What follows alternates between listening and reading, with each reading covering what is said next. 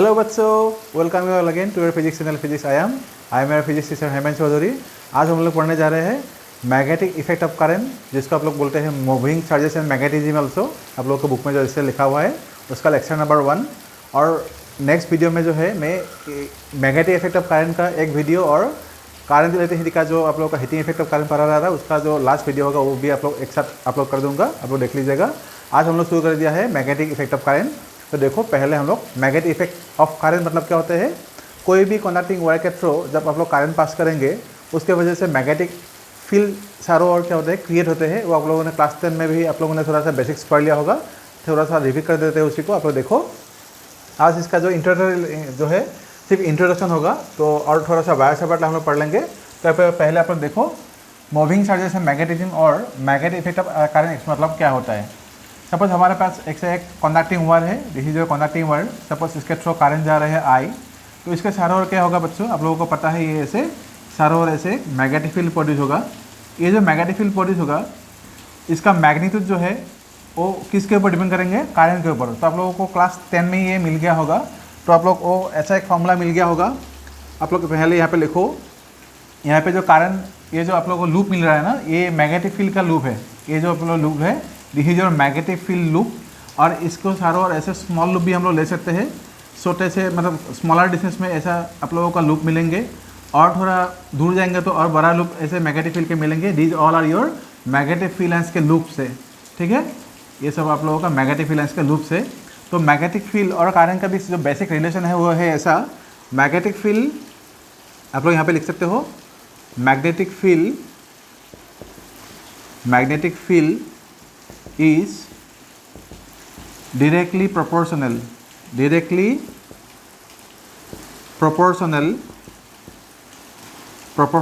to the current flowing through the conductor, flowing through the conductor, ठीक है। मतलब क्या होता है, B is proportional to I। इसमें B जो है, हम लोग इसको B से क्या रिप्रेजेंट करेंगे, मैग्नेटिक फील्ड। B से रिप्रेजेंट करेंगे मैग्नेटिक फील्ड, और I जो होगा I से रिप्रेजेंट करेंगे करंट। तो magnetic field is proportional to directly proportional to current. और दूसरा जो आप लोग का रिलेशन मिलेगा वो होगा magnetic field is inversely proportional. Magnetic field is inversely proportional. Magnetic field is inversely proportional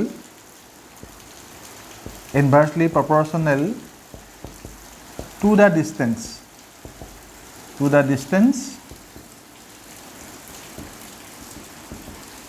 from a conductor। मतलब जितना दूर आप लोग जाओगे मैग्नेटिक फील्ड क्या होगा उतना कम होता जाएगा। तो ये दोनों है आप लोगों का एक basic relation between magnetic field and current and magnetic field and जो है डिस्टेंस के बारे में। तो ये आप लोग क्लास 10 में भी मिल गया होगा, फिर से मैं एक बार यहाँ पे रिपीट कर दिया है बेसिक कॉन्सेप्ट। और इसका जो मैग्नेटिक फील्ड जो है, ये कंडक्टिंग वायर यहाँ पे है, तो मैग्नेटिक फील्ड का जो डायरेक्शन हम लोग यहाँ पे लेंगे वो कैसे लेंगे। ये जो कंडक्टिंग वायर है, कंडक्टिंग वायर को आप लोग सपोज, ये मेरा कंडक्टिंग वायर हुआ, ये सपोज है कंडक्टिंग वायर है, और इस कंडक्टिंग वायर में सपोज करंट ऊपर की तरफ ऐसे जा रहा है। तो मेरा सपोज थंब जो है करंट का डायरेक्शन अगर इसको रिप्रेजेंट करेंगे थंब, तो ऐसे फिंगर को ऐसे क्रॉस करने से ये जो फिंगर्स है मेरे, ये फिंगर्स क्या होगा आप लोग समझ लेना। ये फिंगर्स है कर्ल लूप। ये जो है लूप्स आप लोगों का है, ये लूप्स है आप लोगों का curl loop represented by the ये मैग्नेटिक फील्ड जो है, ये कर्ल जो फिंगर होगा, ये कर्ल फिंगर मैग्नेटिक लूप को ऐसे रिप्रेजेंट करेंगे। तो अगर मैं इसको ऐसे समझाता हूँ, सपोज ऐसे अगर देखेंगे तो करंट का डायरेक्शन देखो आप लोग ऊपर की तरफ है।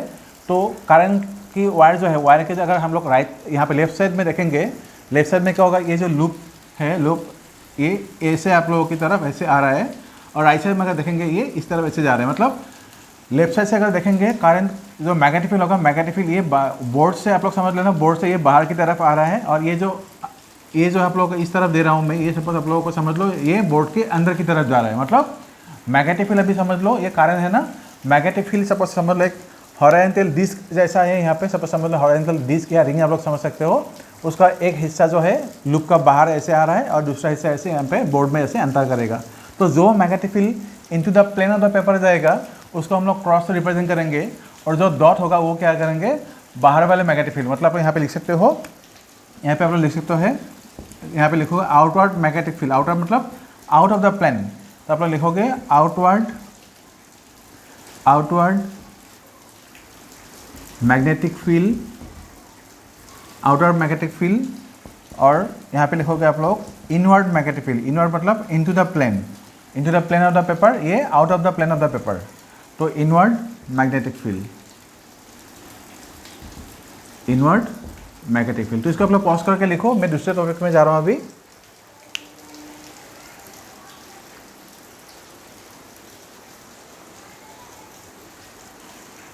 बच्चे अभी दूसरे टॉपिक में जाने से पहले जो पहला टॉपिक है या फर्स्ट टॉपिक और थोड़ा सा एक्सप्लेन कर देता हूँ आप लोगों को। यहाँ पे जो B प्रोपोर्शनल टू I लिखा है, इसका मीनिंग क्या है? सपोज इस वायर के थ्रू सपोज 1 एम्पेयर करंट हम लोग देंगे। अगर 1 एम्पेयर करंट यहाँ पे देंगे तो जितना मैग्नेटिक फील्ड यहाँ पे प्रोड्यूस होगा, अगर इसी वायर में अगर 10 वायर जो है 10 एम्पेयर करंट यहाँ पे हम लोग देंगे तो मैग्नेटिक फील्ड क्या होगा? 10 टाइम्स इंक्रीज हो जाएगा। तो मैग्नेटिक फील्ड और करंट इन दोनों का अगर रिलेशन हम लोग देखेंगे, ये रिलेशन कैसा दिखेगा? मैं ग्राफिक के लिए स्मॉल साइज से छोटा सा ग्राफ यहाँ पे आप लोगों को दे देता हूँ। ये सपोज आप लोगों का मैग्नेटिक फील्ड है, ये सपोज करंट है, तो इन दोनों का रिलेशन, क्योंकि यहाँ पे डायरेक्ट आप लोग देखो magnetic field is directly proportional to the current, तो इन दोनों का जो रिलेशन आएगा वो होगा ग्राफिकली ऐसा रिप्रेजेंट करेंगे। और दूसरा वाला जो रिलेशन है यहाँ पे B is inversely proportional to R, मतलब क्या होगा? इस कॉन्डक्टिंग वायर से आप लोग जितना दूर तक जाएंगे मैग्नेटिक फील्ड का जो मैग्नीट्यूड होगा वो क्या होगा? धीरे धीरे कम होता जाएगा। मतलब जितना ज़्यादा बड़ा लूप उतना क्या होगा? कम मैग्नेटिक फील्ड होगा। मतलब ये जो वायर है, वायर के पास में आप लोगों को मैग्नेटिक फील्ड स्ट्रॉन्ग मिलेंगे, और जितना इस वायर से आप लोग दूर जाएंगे मैग्नेटिक फील्ड क्या होगा? धीरे धीरे डिक्रीज होता जाएगा। सो इसलिए मैग्नेटिक फील्ड और ये जो डिस्टेंस है, इसका रिलेशन अगर हम लोग यहाँ पे देखेंगे तो कैसे देखेंगे? ये आप लोगों का मैग्नेटिक फील्ड है, ये करंट का रिलेशन, और इसमें आप लोग देखेंगे मैग्नेटिक फील्ड और डिस्टेंस का रिलेशन। तो क्या होगा? क्योंकि ये इन्वर्सली प्रोपोर्शनल है और इसका पावर 1 है, तो क्या होगा? धीरे धीरे डिक्रीज होगा। तो इसको हम लोग ऐसे रिप्रेजेंट करेंगे, ठीक है। तो this is the relation between magnetic field and the distance, this is the relation between magnetic field and the current. तो आप लोग इसको पॉज करके लिखो, मैं और थोड़ा इलेक्ट्रिक फील्ड और मैग्नेटिक फील्ड का जो कंपैरिजन है उसको आप लोग थोड़ा सा समझाऊंगा अभी। इसको आप लोग पॉज करके लिखो।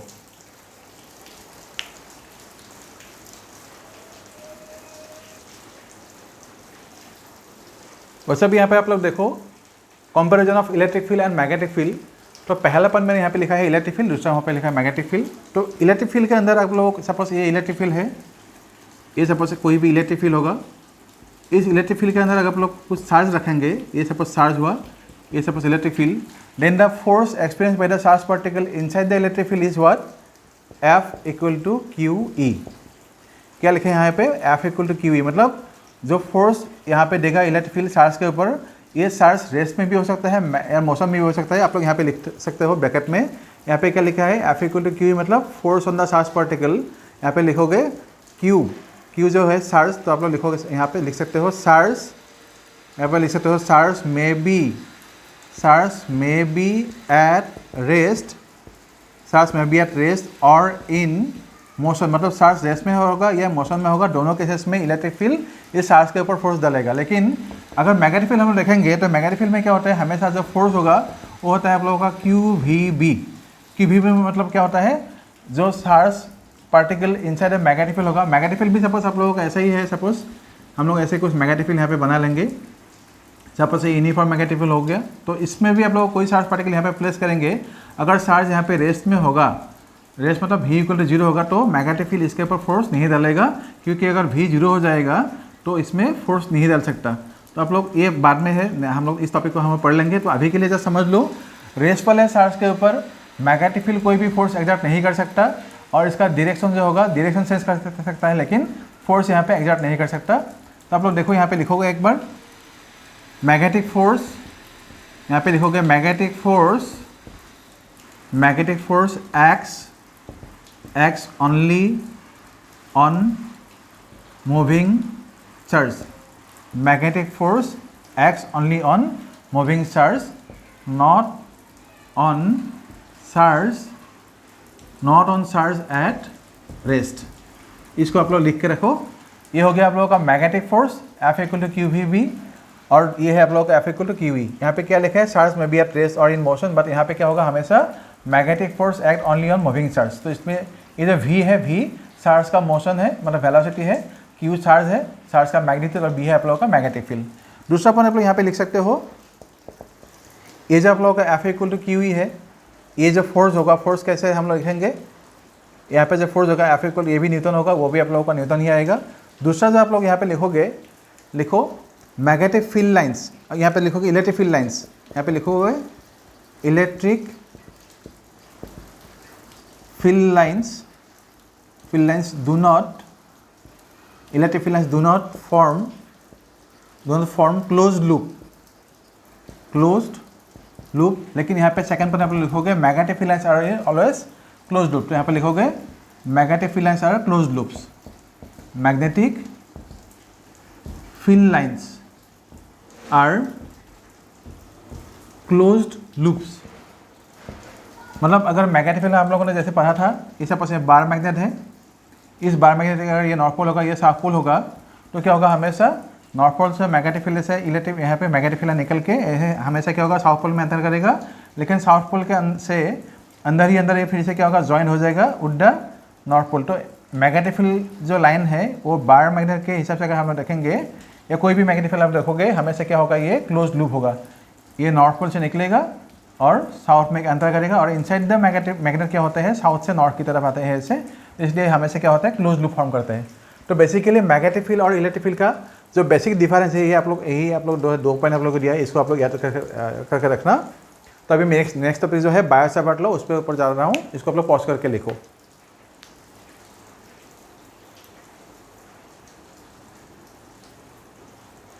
तब ये टॉपिक देखो बच्चों, बायो सावर्ट लॉ ये एक्चुअली है क्या, पहले ये देखो। तो बायो सावर्ट लॉ जो है, सपोज हमारे पास ऐसे एक बहुत बड़े लेंथ का कोई ऐसे वायर है, इस कंडक्टिंग वायर में सपोज आप लोगों के पास करंट जा रहा है, आई करंट, और इस करंट की वजह से कोई भी साइड में, इस साइड में हो, उस साइड में हम लोग को सपोज मैग्नेटिक फील्ड चाहिए। तो बायो सावर्ट ने एक्सपेरिमेंटली क्या पाया था वो आप लोग देखो। तो पहले हम लोग क्या करेंगे, ये जो आप लोग को बड़ा सा वायर है, सपोज ये XY टर्मिनल है वायर का, ये XN, ये YN, तो इस टर्मिनल से अगर ये वायर से अगर करंट सपोज आई जा रहा है, तो हम लोग क्या करेंगे, यहाँ से छोटा सा लेंथ एलिमेंट लेंगे, इसको बोलते हैं लेंथ एलिमेंट DL। सपोज यहाँ से लेके यहाँ तक ये जो लेंथ है आप लोगों का, this is your length element DL, ये जो length element DL। Because of this DL length, मतलब इस DL लेंथ के लिए साइड में सपोज हम लोगों ने यहाँ पे एक पॉइंट लिया हुआ है, सपोज ये पॉइंट P है, इस पॉइंट पे हम लोग को मैग्नेटिक फील्ड चाहिए। तो हम लोग क्या करेंगे, ये जो लेंथ एलिमेंट है, इस लेंथ एलिमेंट से इस पॉइंट को जोड़ेंगे बाय ए पोजीशन वेक्टर, ठीक है। This is your position vector suppose R, and this position vector R is making some angle theta with the length element. ये DL है आप लोगों का, ये है पोजीशन वेक्टर, और यहाँ पे इस पॉइंट पे हम लोग मैग्नेटिक फील्ड निकालेंगे। तो बायो सावर्ट ने क्या पाया था, द मैग्नेटिक फील्ड प्रोड्यूस्ड, या magnetic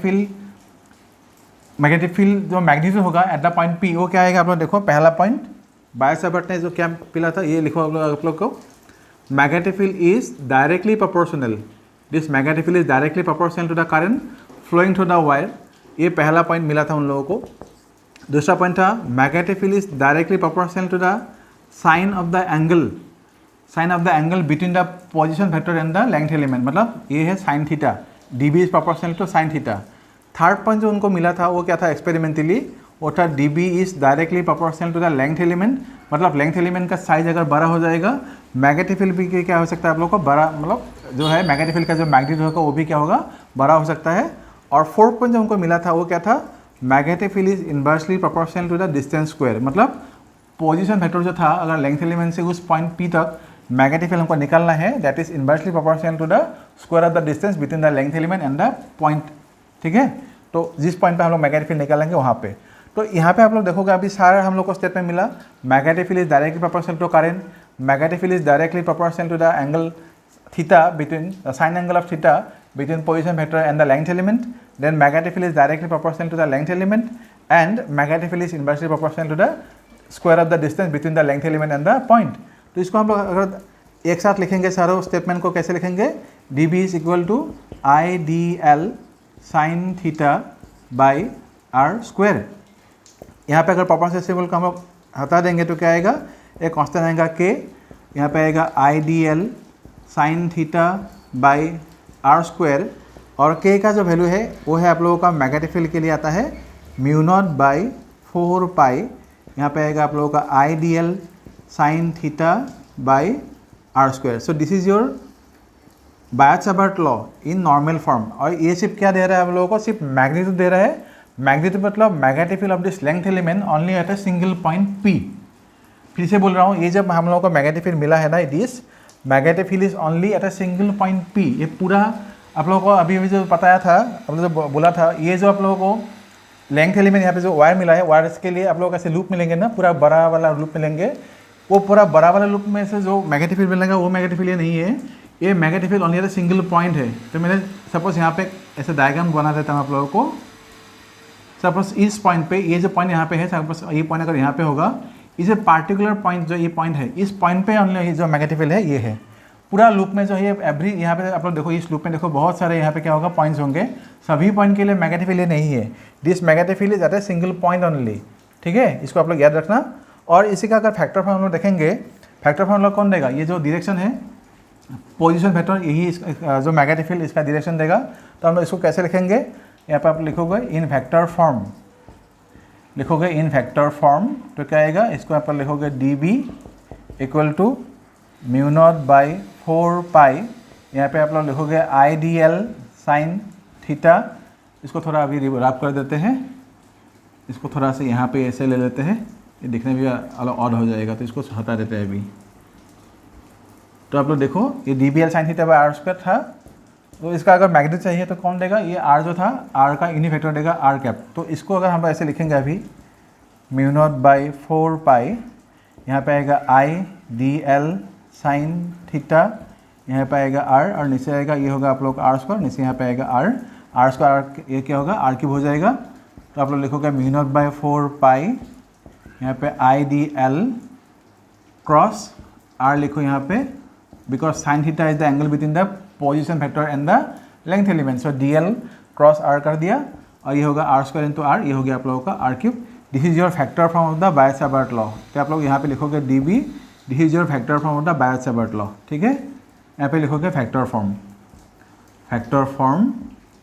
of Biot-Savart law.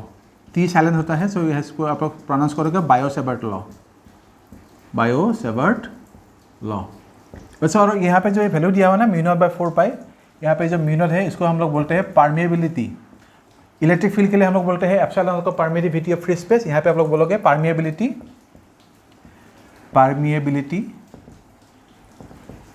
Of magnetic field, मतलब मैग्नेटिक फील्ड का penetration capacity through a medium.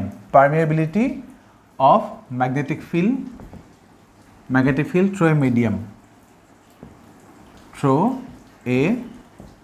Medium. और इसका जो वैल्यू होता है ना म्यू नॉट बाई 4 पाई, इसका जो वैल्यू होता है वो होता है आप लोगों का 10⁻⁻⁷, ठीक है। ये वैल्यू आप लोग याद रखना। तो इस वीडियो को आप लोग थोड़ा सा अच्छे से देखो, इसको पॉज करके लिखो।